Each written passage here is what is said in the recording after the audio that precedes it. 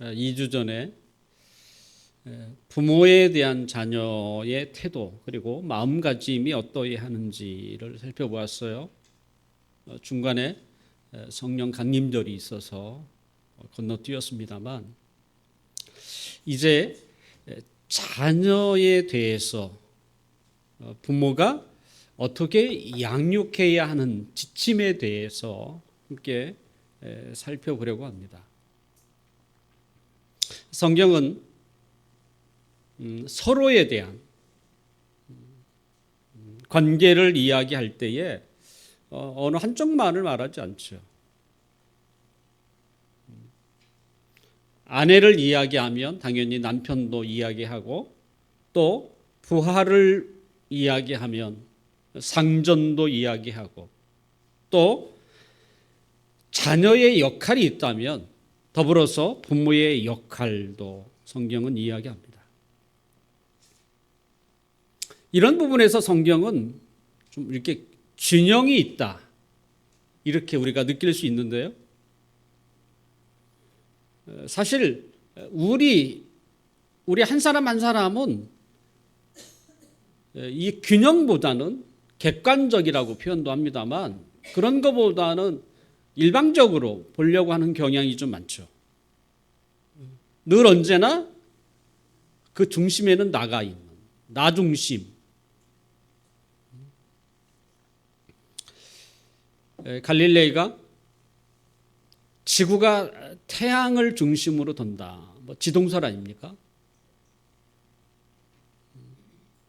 그런데 우리가 살고 있는 세상은 다 나 중심으로 돌고 있죠. 내가 늘 언제나 센터를 자리 잡고 있고 그래서 이 균형을 찾는 것이 사실은 우리가 의지를 가지고 해야 하는 거죠. 왜냐하면 늘 우리가 날 중심이라고 하는 것이 일상화되어 있고 그건 굳이 생각 안 해도 늘 나 중심이니까. 근데 그걸 균형이라고 말할 수는 없겠죠. 다 각자가 자기 중심적으로 살면 세상이 어떻게 돌아가겠어요. 일명자 개인주의적인. 그래서 삶의 균형을 좀 이렇게 가지려고 한다면 우리는 성경을 아는 일에 좀 힘쓸 필요가 있죠. 성경은 이 균형 감각이 굉장히 잘 돼 있어요. 어느 한쪽 편만을 들지 않는다는 거죠. 성경이 무엇입니까? 하나님 말씀 아닙니까? 하나님께서도 그냥 우리가 일신론이라고 부르지 않고 성경에 나와 있는 하나님은 삼위일체 하나님이에요. 그러니까 균형 감각이 딱 자리 잡혀야 되는 거야, 사실은. 균형이 없으면 이건 삼위일체니까. 그냥 삼위로만 계시면 얼마나 힘들겠어요. 근데 그 삼위 되신 하나님이 일체로 움직이니까 최고의 균형 감각 아닙니까? 그래서 성경이 매우 균형을 잘 유지하고 있다 이렇게 말할 수 있겠죠. 그런 부분에서 성도들은 좀 성령 충만해야 할 이유가 있습니다. 성령 하나님이 충만하면 할수록 우리의 모습은 균형이 있는 거야, 균형. 다르게 표현하면 질서가 있어요. 또 이것을 다르게 표현하면 건강하다고도 표현할 수 있어요. 그러니까 삶이 건강하다는 게 굉장히 좋은 거예요. 삶이 건강하다는 말은 그 삶의 균형이 있고 질서가 있다는 얘기잖아요. 균형과 질서가 나쁜 이야기가 아니잖아요. 어수선하고 어지럽고 난장판 이걸 누가 좋아하겠습니까?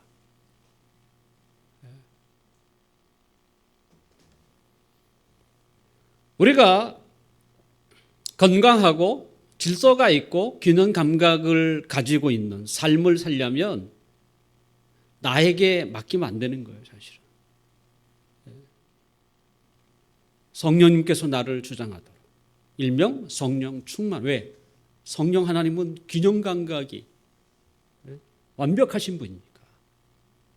그분의 다스림 속에서 살 때에 내 삶도 균형이 이루어진다라고 말할 수 있는 것이죠.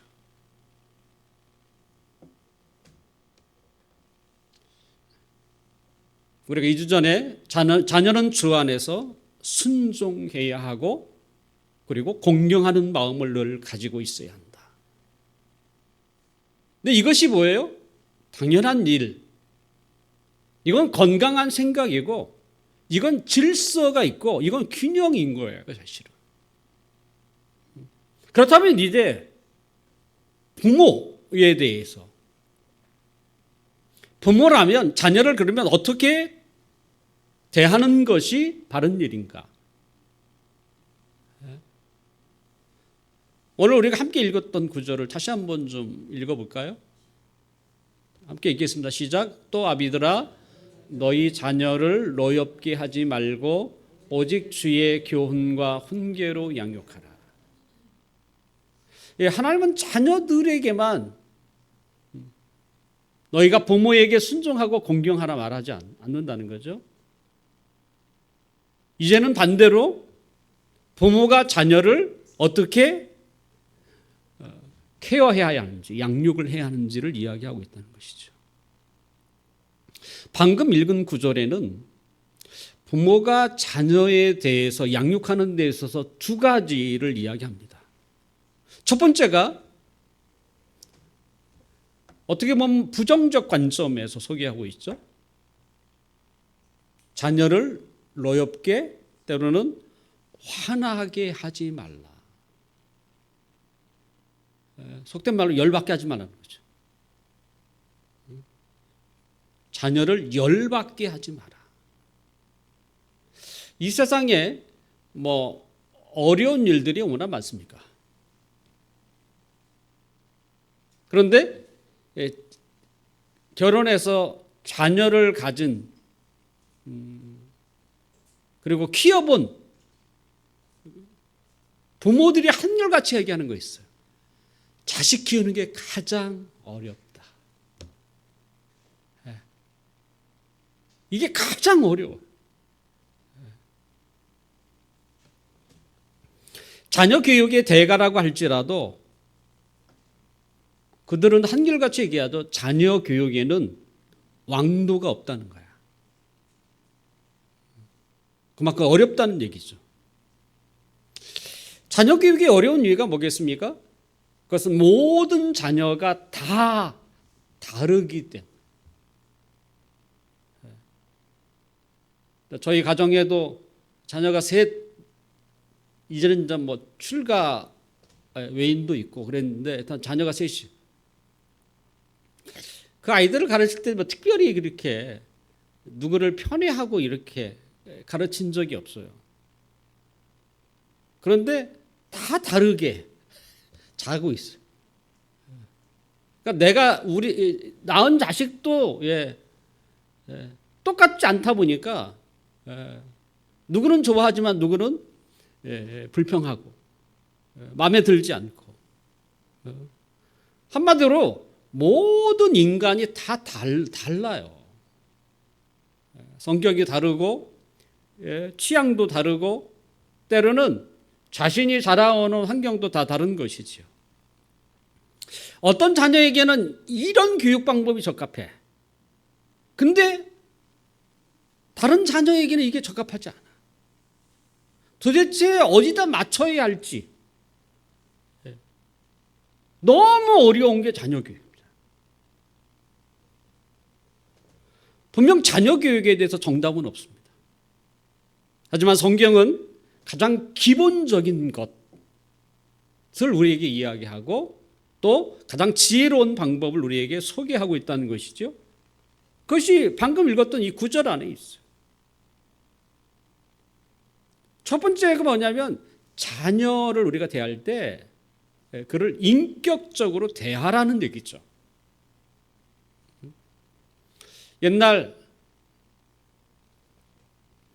옛날에 그죠? 자녀 교육 우리가 생각을 하게 되면 굉장히 엄했죠. 자녀들은 일명 찍소리도 못했죠. 부모가 말하면 그냥 뭐 좋든 싫든 상관없어요. 그냥 들어야 하는. 그리고 부모의 말이 옳든 그렇든 그것도 상관없어요. 그거 상관없이 매를 맞기도 하고. 너무나 강압적으로. 예전에 부모들이 그랬죠. 분명히 여러 이유가 있을 수 있죠. 살기가 너무 빡빡하니까 자녀를 돌아볼 만한 자녀의 마음을 생각할 만큼 그 여유가 없다 보니까 지친 몸을 끌고 바로 앞에 자녀에게 그냥 화를 쏟아내기도 하고 또 자녀의 마음에 큰 상처를 입히는 행동도 하시기도 하시고 저도 똑같죠, 사실은. 제가 술을 먹지 않는 이유는 목사이기 때문이 아니에요. 그건 나중에 목사가 된 거고 늘 술에 이렇게 즐겨하셨던 그 아버님 때문에 그 마음의 상처가 얼마나 강했으면 내가 평생 죽어도 술은 입에 대지 않겠다. 뭐 이런. 현재까지는 술을 대본 일이 없어요. 현재까지입니다. 종종 주위에서 권유하시는 분도 되게 많습니다. 아유, 뭐 한 잔이 어때요, 목사님? 뭐 이런. 그게 또 왜 그러겠어요? 우리가 분명 그 짧지는 않지만 우리가 인생을 살면서 내가 죽어도 이건 안 하겠다. 이 말 자체가 뭐겠습니까? 그건 상처 아닙니까? 꼭 굳이 그렇게 살아야 돼요? 그건 상처죠, 상처. 뭐 저뿐만 아닐 거예요. 아마 그죠? 이 자리에 앉아 있는 대부분의 사람도 나름대로 다 부모 때문에 받은 상처들을 다 하나씩 가지고 있을 거라고 생각합니다. 저는 자녀들을 대할 때 매를 잘 대지 않습니다. 그래서 한 번 좀 때릴 때는 이렇게 좀 몰아서 때리는 경향이 조금 있을 수 있겠죠. 얼마 전에 가족들끼리 그 대화하다가 매 맞은 기억에 대한 이야기를 하게 되는데 저희 늦둥이가 저도 지금 기억합니다만 제가 호되게 한번 매를 댄 적이 있어요. 그걸 기억을 하고 있더라고요. 그러면서 하는 말이 뭐냐면 자기가 지금 매를 맞는데 뭐 때문에 맞는지를 잘 몰랐다는 거야. 제가 그 말을 듣는 순간 제가 제 스스로 놀랐어요. 저는 당연히 걔가 지금 매를 왜 맞는지 알고 있다고 생각했어요. 근데 지금에 와서 몰랐다는 거야. 발뺌인지 모르겠지만 어떻게 됐든. 근데 그 사건 이후로 걔가 제가 생각했던 그런 행동을 하지 않았어요. 그래서 저는 개인적으로 매를 잘 됐다고 생각했는데 정작 본인의 이야기는 다른 거야.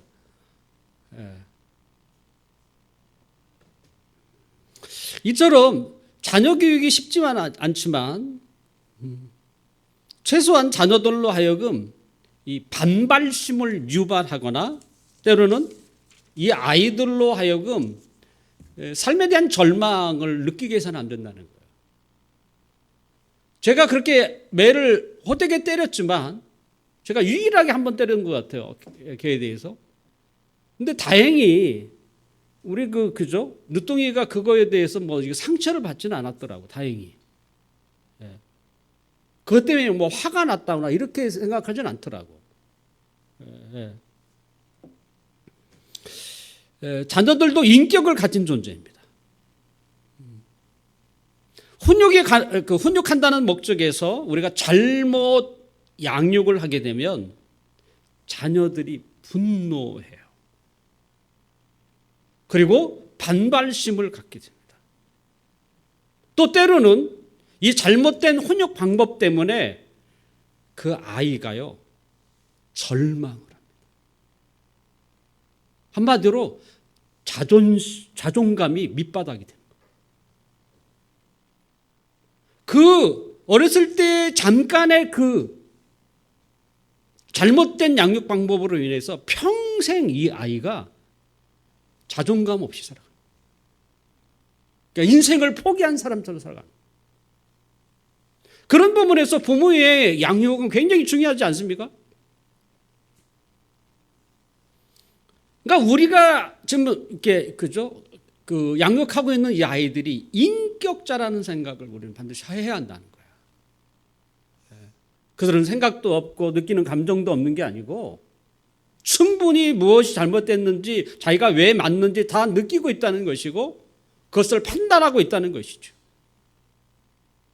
그것이 합당치 못할 때는 그렇게 반발하거나 화를 내거나 때로는 절망한다는 거예요. 사도 바울은 골로새서 3장 21절에도 오늘 본문과 비슷한 이야기를 해요. 아비들아 너희 자녀를 노엽게 하지 말지니 낙심할까 함이라. 이 낙심 절망에 대한 이야기를 쓰고 있어요.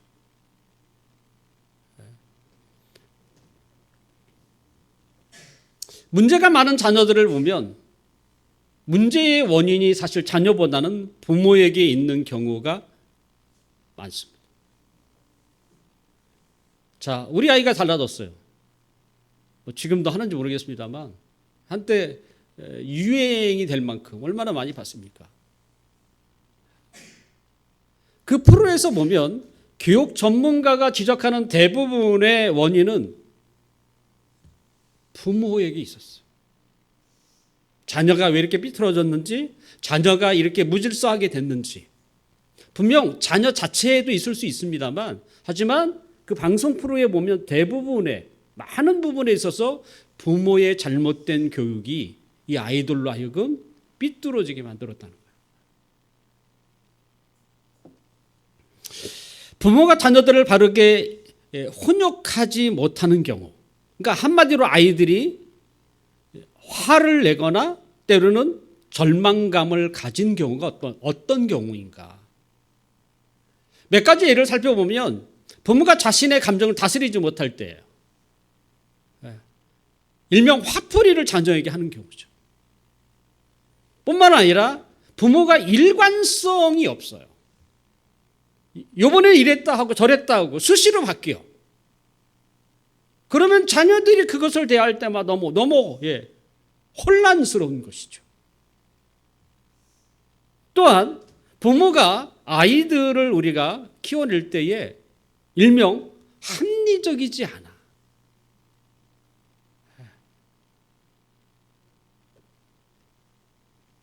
때로는 부모가 너무 이기적인 경우에도 자녀는 안중에도 없고 자기 혼자만 살겠다고. 또는 그 아이들을 양육하는 그나마 조금 이렇게 전문가들이 이런 경우가 많은데요. 아이들을 훈육할 때에 나름대로 매뉴얼이 있어요. 근데 그 매뉴얼이 너무나 기계적이야. 꼭 군인을 훈련하는 매뉴얼처럼. 그런 경우에도 때로는 징벌이 너무 혹독하든지 내가 봐도 저건 좀 너무한 것 같다라고 생각할 만큼 너무 혹독해도 또는 자녀의 성장과 발전을 무시하는 경우 이 아이도 자라나는 아이인데 자라나야 하고 근데 그것이 전혀 생각 없이 아이를 무시하고 그를 대하는 경우죠. 이런 경우들이 아이들에게 굉장한 분노를 일으킨다고 합니다.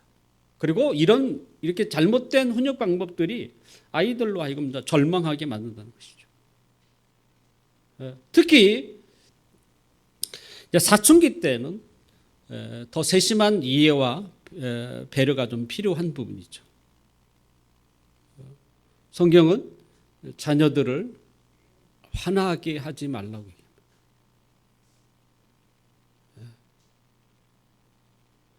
이것은 자녀들을 비유 맞추라는 의미가 아니에요.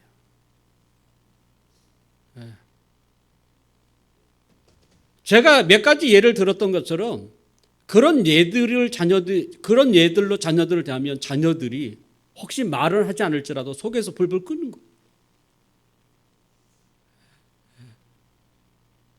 속에서 화가 나고 있는 거죠. 때로는 자존감이 한없이 떨어지는 게 되는 것이죠. 그래서 부모의 바른 양육이 좀 필요하다.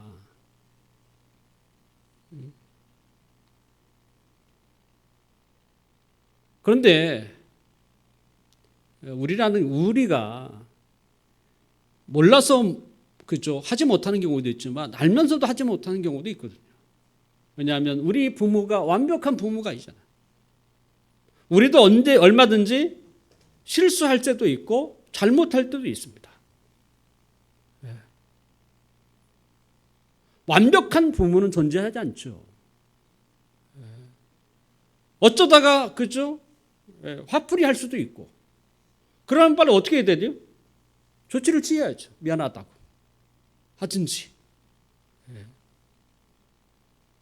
우리도 사람 사이의 관계에서도 내가 그죠 그런 일들이 생길 수 있죠. 사람을 화나게 만든. 그때 우리가 빨리 지혜로운 사람은 뭡니까? 빨리 대처해야죠. 내가 미안하다고 실수했다고. 그러면 한순간에 풀어지는 것처럼 부모와 자녀와의 관계도 이게 필요하다는 거야. 왜 자녀는 인격을 가지고 있는데 인격이 없는 사람처럼 취급해놓냐 이거죠. 그래서 부모가 실수할 때도 있지만 빨리 속히 그죠 미안하다고 이렇게 말하면 그 관계가 부모와 자식 간의 관계이기 때문에 더 쉽게 풀어질 수 있다고 말할 수 있죠. 또한 우리는 완벽한 부모가 아니기 때문에 그래서 하나님의 은혜가 필요한 거예요. 성경 속에 등장하는 훌륭한 많은 믿음의 사람들이 등장합니다. 그런데 그 훌륭한 믿음의 사람들이 자녀 교육을 어떻게 시켰는가라고 할 때 모범이 될 만한 예들이 많이 없어요. 그게 참 좀 이상하다고 느끼는 점 중에 하나예요.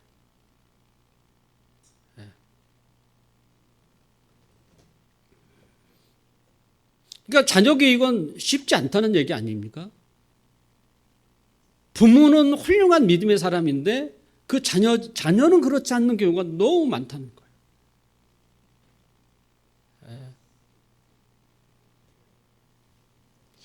우리는 자녀 교육만큼 어려운 게 없다. 아마 우리 모두가 공감할 수 있는데요. 그렇기 때문에 우리가 모든 것들을 다 자녀에게 기대할 수는 없습니다. 그러니까 너무 많은 걸 기대해도 사실은 그거 하나하나 하는 것도 쉽지 않은데 자녀 교육이 어렵다는 것을 느끼고 있다면 사실 많은 것보다도 차라리 몇 가지만을 기대하는 것이 저는 좋을 거라고 생각이 돼요. 그 중에서도 가장 중요한 게 뭐겠습니까?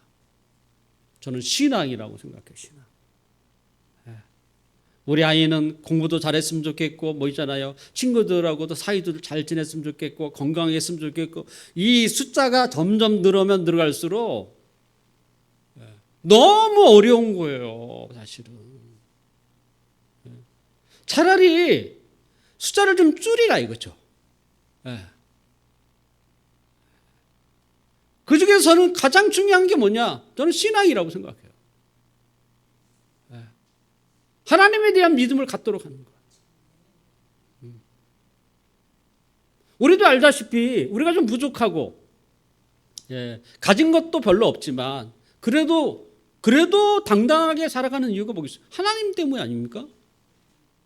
이게 신앙이고 믿음인데, 우리가 자녀에게 가장 중요한 선물이라고 하는 이 신앙과 믿음을 그들에게 줄 수만 있다면, 그럼 다른 것은 부족해도 얼마든지 극복하고 이겨낼 수 있다고 생각하는 것이죠. 분명 우리는 완벽한 부모가 될 수는 없습니다. 하지만 우리의 자녀들을 최대한 인격적으로 그들을 대해야 하고, 또 설령 우리가 실수할지라도 우리가 하나님의 은혜를 통해서 그 아이가 그것이 상처가 되지 아니하고 도리어 건강한 마음을 아이들이 가져서 할 수 있는 대로 우리의 자녀들이 하나님 안에서 건강하고 또 균형 있는 삶을 살아가는 우리의 자식들이 되기를 주님의 이름으로 축원합니다.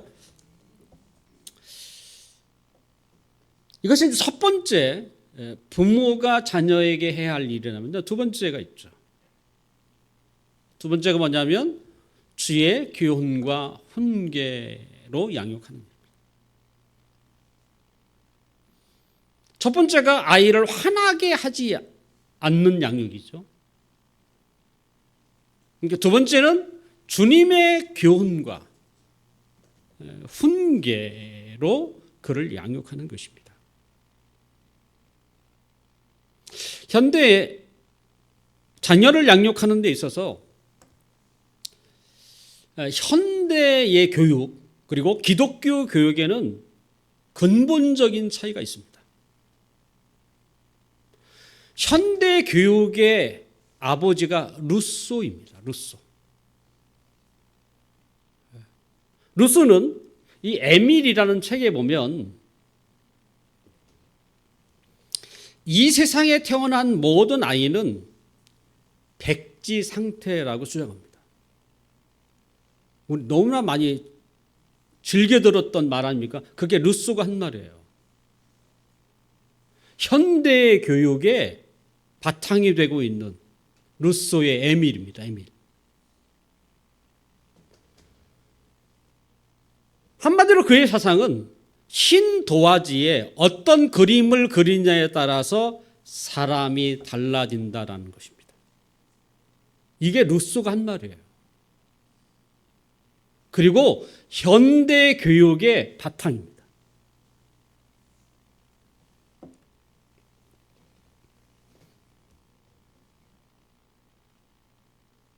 이 루소는 근대의 사람인데요. 그 다음에 현대에 가까운 교육가 중에 하나가 이제 존 두이라는 사람이죠. 존 두이.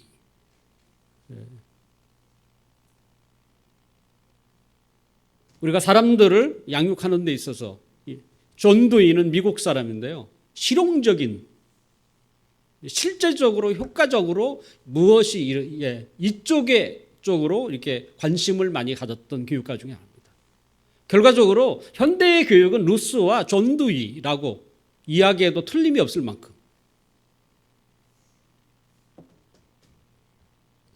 현대 교육은 이런 루소의 교육 정신 바탕 위에서 그 다음에 전통적으로 제가 아까 소개했던 전통적으로 강압적으로 부모들이 자녀를 교육했던 거에 대한 반발심도 여기에 같이 들어가 있습니다.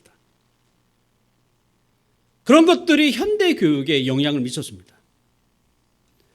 그렇게 해서 나온 교육 방법이 어떤 것이냐? 그것은 어떤 이유에서든지 아이들을 때려서는 안 된다.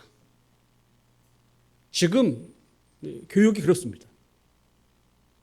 교육과 관련된 모든 방송 프로가 다 여기에 이렇게 돼 있어요. 이게 뭐예요? 아까 루소, 존 두이 같은 때로는 우리의 전통적인 교육 방법에 반발심에서 나온, 그래서 어떤 이유든지 매를 대서는 안 된다. 근데 성경 뭐라고 해요? 매를 아끼면 자식은 망친다는 거예요.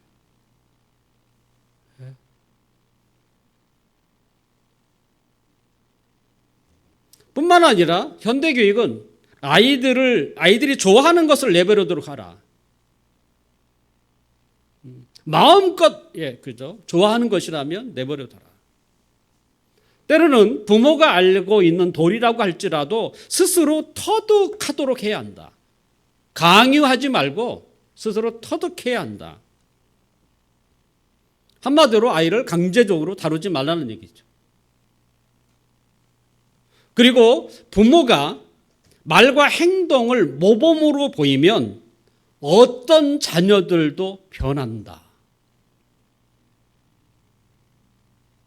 혹시 죄를 범할 때에도 징벌하지 말고 합리적으로 잘 설득하면 얼마든지 고칠 수 있다.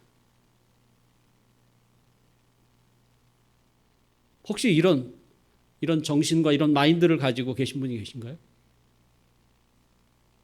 근데 이게 현대인의 교육의 모든 모토예요.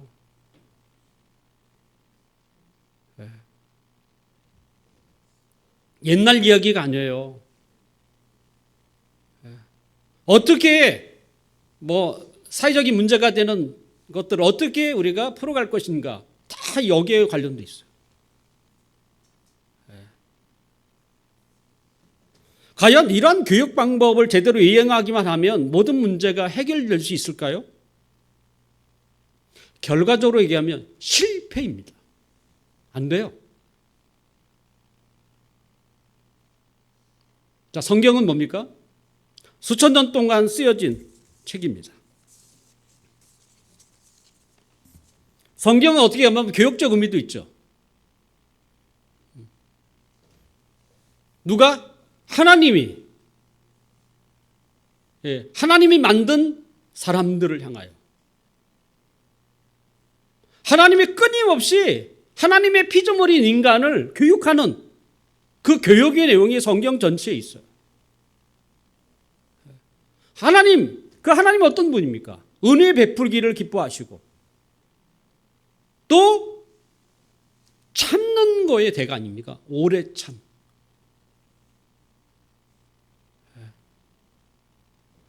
그러니까 우리의 부모가 사랑이 많은 거야. 사랑이 넘치는 거야. 더군다나 뭐예요? 참는 것도 엄청. 우리 하나님이 그런 분이시잖아요.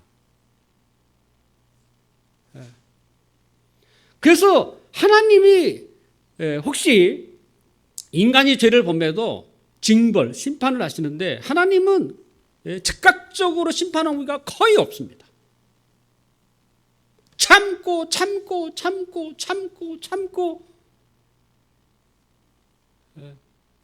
그래서 사람이 내가 그런 죄를 졌나 하고 생각할 만큼 한참 후에 한마디로 하나님은 우리에게 그만큼 뉘우칠 기회를 너무 많이 주시는 분이세요. 하지만 인간은 하나님의 은혜를 받으면 받을수록 더 봄으로부터 하나님으로부터 멀어져 가는 거죠. 하나님의 은혜를 받으면 받을수록 그 은혜는 한마디로 값싼 것으로 우리가 취급하게 되죠. 이것이 성경 창세기에서 요한계시록까지 끊임없이 우리에게 이야기하는 내용이에요. 하나님이 인간을 어떻게 다루시는가, 어떻게 양육하고 계시는가에 대한 수천 년의 역사 속에서 그러면 성경 속에서 그런 좋으신 하나님 아래서 이렇게 양육을 받고 있는 인간의 모습이 어떻냐 이거예요.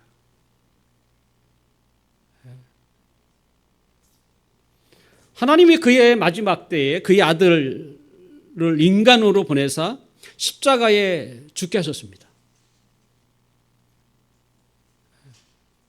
만약 인간이 하나님의 은혜와 사랑 아래에서 변화되었다면 굳이 하나님의 아들 예수 그리스도를 죽게 하시지는 않았을 거예요. 근데 현대 교육의 그 마침표가 무엇인가? 우리는 성경을 통해서도 우리 쉽게 진단할 수 있어요. 수천 년의 인간의 역사 속에서 인간이 하나님이 그렇게 되었거든요. 사실은. 현대 교육이 실패할 수밖에 없는 원인이 무엇입니까? 그것은 본래 인간은 선하게 태어나지 않았기 때문에 백지 상태가 아니에요. 루소가 말했던 인간이 태어날 때 백지가 아니에요. 어쩌면 회색일 수 있고 어쩌면 새카만.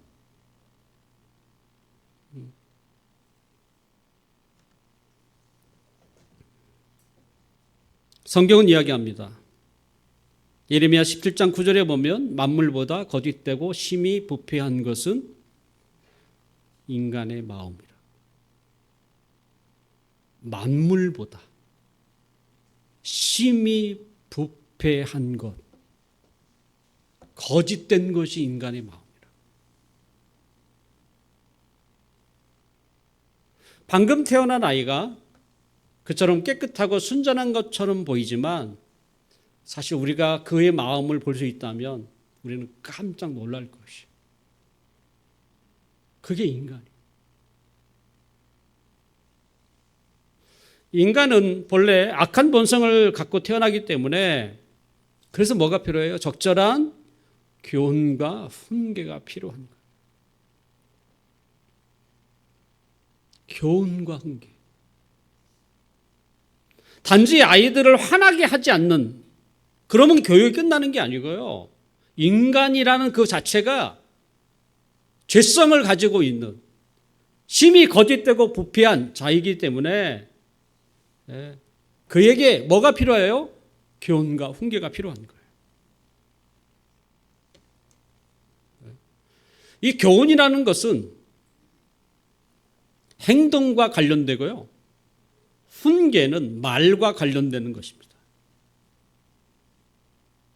그러니까 아이들을 우리가 양육할 때에 행동도 있어야 되고 말도 있어야 하는 거예요.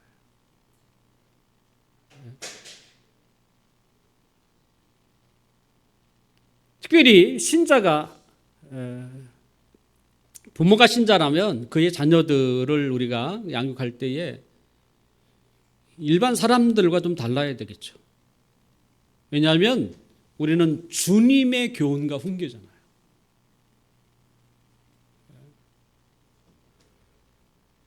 주님의 교훈과 훈계라는 말은 이것도 있죠.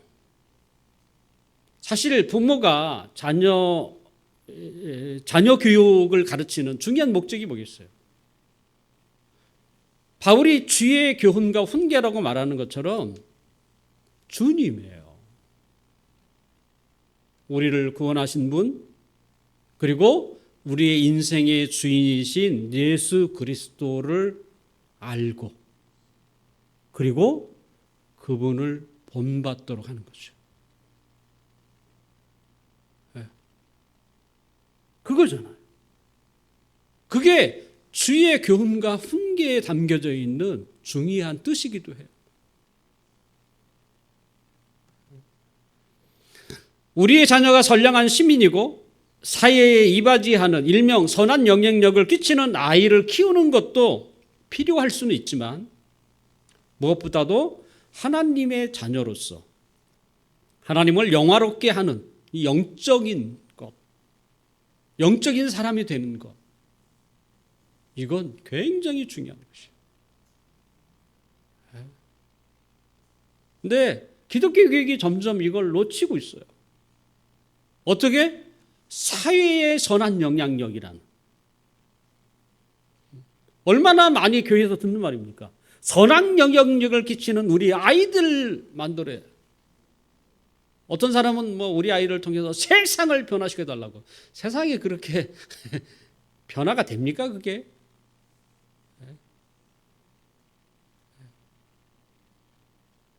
차라리 뭐예요? 주님이 있어. 왜냐하면 주님이 나를 구원하셨고 주님이 인생의 주인이잖아. 이거보다 더 소중한 게 어디 있습니까? 그분을 더 이해하고 그분을 더 알아가고 또 알면 알수록 그분의 삶을 본받는 거. 더군다나 하나님의 아들이신 예수 그리스도가 이 세상에 가장 복되게 사셨잖아요. 뭐가 복된 것인데? 주님처럼 사는 게 복된 거지.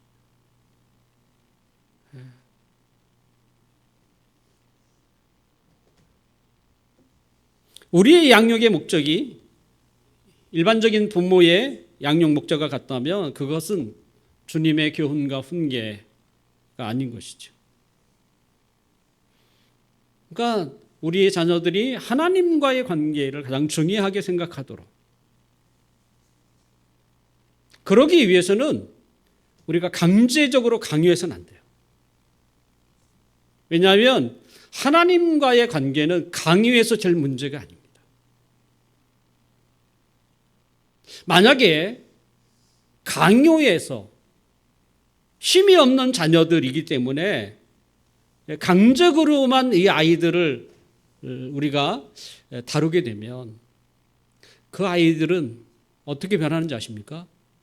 위선자로 변해요. 종교의 탈을 쓴 위선자가 돼요. 일명 아이들은 그래서 그걸 설교놀이라고 하는데 너무 막 이렇게 마음에도 없는 말들을 하는 거야. 질문하면 다 하고 다 하라. 근데 마음에는 없어. 위선자죠. 왜 이런 게 나와요? 강제적으로 하면 이런 위선자를 만들어.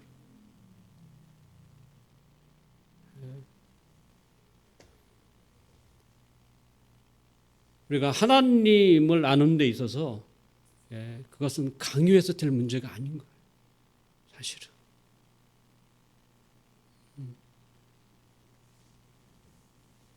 뿐만 아니라 자녀에게 있어서 부모의 행동은 가장 중요합니다. 삶을 통해서 신앙과 믿음을 보여줘야 하는 것이죠. 우리 자녀들에게 하나님이 가장 중요하고 하나님의 자녀, 신앙적인 부분으로 이 아이들을 이렇게 양육하려고 한다면 부모의 역할이 중요하죠. 부모가 그 삶 속에서 신앙과 믿음을 보여줘야 하는 거예요. 또한 생각하시는 거나 행동하는 것의 기반이 성경에 입각해야 돼요. 그러니까 우리는 어떤 일이 일어나면 거기에 대해서 제일 먼저 생각해야 할 게 성경에서 뭐라고 하는가? 하나님이 뭐라고 보실까? 이걸 먼저 생각할 필요가 있어요.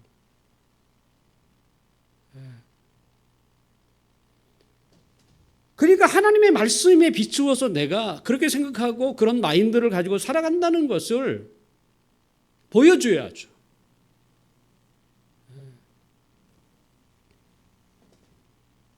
또한 혹시 자녀가 그 영적인 거에 대한 질문을 던질 때에 그것을 통해서 복음을 전할 좋은 기회로 삼는 것도 저는 유용하다라고 생각이 되고요. 자녀가 어리다면 신앙인들의 책을 좀 읽게 하는 것도 정말 도움이 될 것이고. 근데 그런 걸 잘 안 하죠. 또 자녀들을 위한 기도뿐만 아니라 이제 가정 예배도 사실은 아마 도움이 되겠죠. 무엇보다도 기독교가 가지고 있는 그 매력을 알게 하는 게 좋습니다. 내가 하나님을 믿으니까 좋은 게 너무 많아.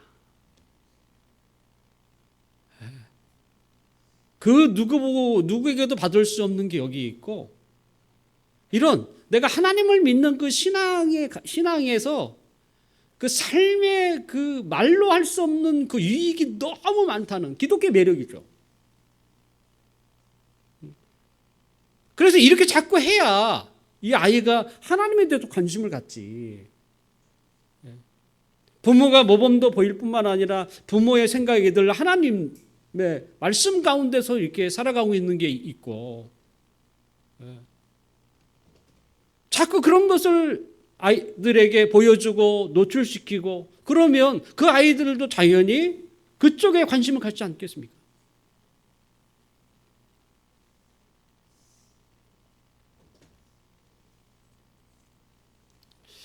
이제 말씀을 좀 이렇게 정리하려고 합니다. 자녀 교육에는 왕도가 없습니다. 하지만 성경은 우리에게 자녀 교육에 대한 가이드를 제시하죠. 사실 자녀들은 우리의 것이 아닙니다. 하나님이 잠시 맡겨주신 존재죠. 그래서 자녀 양육의 책임은 부모의 역할입니다. 좋은 부모가 되기 위해서는 성령 충만해야죠. 부모가 균형이 먼저 있어야 되고, 부모가 건강해야 되고, 부모의 삶이 질서가 있어야죠. 또한 자녀를 위한 기도도 우리가 빼놓을 수 없는 것입니다. 무엇보다도 우리도 부족한 자이기에 하나님의 은혜가 필요해요. 나는 자녀들을 제대로 그저 키우지 못하는 그런 상황에서 있었다면 하나님, 우리 자녀들만큼은 하나님 은혜를 주셔서 하나님의 은혜가 필요한 것이죠. 우리는 세상의 교육 방법을 따르지 말고 하나님의 말씀에 비추어서 양육해야 합니다.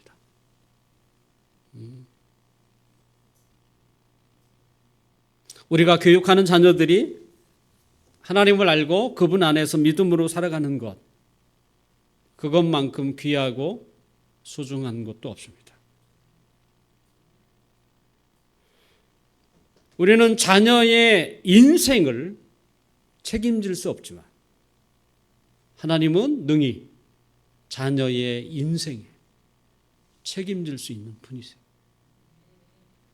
그래서 우리의 자녀들이 하나님을 아는 것, 하나님을 믿는 것, 또 하나님 안에서 살아가는 것, 그것을 가장 큰 목표로 삼고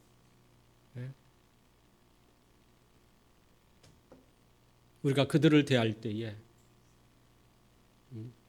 그 자녀들이 우리의 기도대로, 우리의 소원대로 정말 주님을 만나서 그 인생이 주님 안에서 아름답게 만들어지고 또 그 삶이 하나님 안에서 풍성한 삶으로 살아가는 것을 우리가 지켜볼 때에 부모의 입장에서 얼마나 행복하겠습니까?